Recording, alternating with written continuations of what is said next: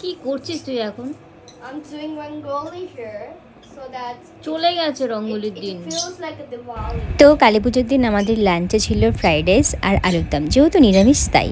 আর সন্ধ্যেবেলা সুন্দর করে মালা পরিয়ে দেওয়া হলো ঠাকুর যত আছে কালী ঠাকুর আমাদের ঘরে। আর তারপরে এই রঙ্গোলিটা করছিল ঢিঙ্কা, তোমরা সেটা দেখতেই পেলে। তো রঙ্গোলিটা কমপ্লিট হওয়ার পরে যেটা বাকি ছিল সেই সাজানোটা, মানে ফুল দিয়ে প্রদীপ দিয়ে সেটা সাজাচ্ছিলাম আমরা সবাই মিলে। শুধু আমাকে হয়তো তোমরা দেখছো, বাট দাদা, সঞ্জয় এবং ঢিঙ্কার সবাই ছিল। এবং ফাইনাল লুকটা এখন তোমরা সবটা দেখো। এই রঙ্গোলিটা করেছে আমাদের ঢিঙ্কা রানী, খুব সুন্দর হয়েছে। এখন সবাই মিলে এটা ধরাচ্ছে,